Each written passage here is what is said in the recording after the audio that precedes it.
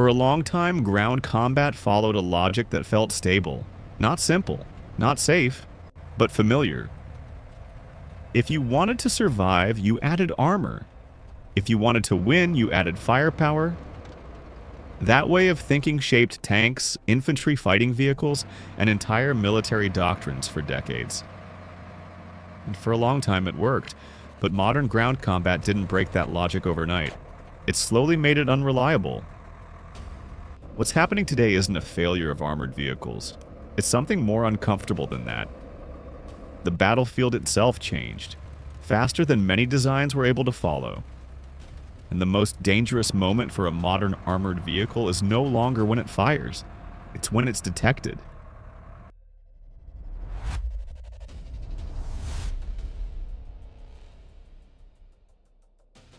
That idea still feels counterintuitive to a lot of people, and honestly, that's understandable. For most of modern military history, ground combat was built around direct confrontation. You expected threats to come from other vehicles, from fixed positions, from known directions. Detection existed, but it was limited. Situational awareness was fragmented. Time worked differently. If a vehicle could survive a hit, it could keep moving. And that assumption guided design decisions for decades. Heavier meant safer, bigger meant stronger. At the time, that logic made sense. The problem is that the battlefield didn't stop evolving. It accelerated. The modern battlefield didn't just add new weapons. It added persistence. Drones didn't change ground combat because they strike targets. They changed it because they observe constantly. Movement patterns are tracked. Routes are analyzed. Exposure is punished. In this environment, surprise doesn't disappear. It becomes extremely difficult to maintain. And once a vehicle is seen, time starts working against it. This is where the old logic begins to fail. Modern threats don't need to outgun armored vehicles. They don't even need to engage immediately. They just need to wait. Once a vehicle is detected, information moves faster than armor ever could. Coordinates are shared. Assets are positioned. The engagement is shaped before the first shot is fired. At that point, survivability isn't about resistance. It's about how much time the vehicle has left. What's interesting is that this shift doesn't show up clearly in images. Two armored vehicles might look similar. One might even look more intimidating. But functionally, they're operating in very different realities. One fights blind, the other fights informed. And that difference isn't cosmetic. It directly affects survival. When new threats emerge, the instinctive response is obvious. Add more protection. But more armor brings consequences that aren't always discussed honestly. Weight reduces mobility. Reduced mobility increases predictability. Predictability makes tracking easier. A vehicle that survives a single strike but cannot reposition quickly becomes vulnerable again.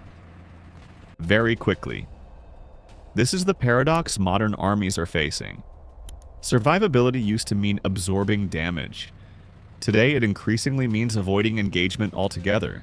That doesn't sound heroic, and it doesn't look impressive on paper, but it reflects how modern ground combat actually works. Vehicles that see earlier, move unpredictably, and operate as part of a network often survive longer than vehicles designed purely around protection. This is why many modern upgrades don't focus on weapons first. They focus on power generation, sensors, networking, crew awareness, reaction time. These changes aren't flashy.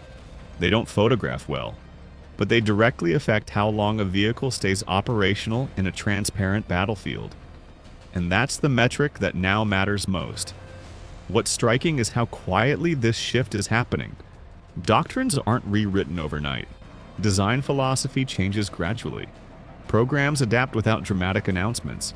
And that's probably intentional. Because admitting that traditional measures of strength are no longer sufficient isn't an easy conversation. Modern ground combat isn't about abandoning armor. Firepower still matters. Protection still matters. But neither matters in isolation anymore.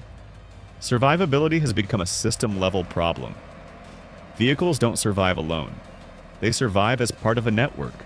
And the vehicle that understands the battlefield first usually controls how the engagement unfolds. So here's the real question. As warfare becomes more connected, more transparent, and faster than ever, are armored vehicles becoming less powerful? Or are they becoming powerful in ways that are harder to see and easier to underestimate? Because the future of ground combat won't be decided by who has the biggest gun. It will be decided by who understands the battlefield first, and who survives long enough to act on that understanding. And that shift creates a problem modern armies are still trying to solve. If visibility is the real threat, what happens to vehicles designed around being seen?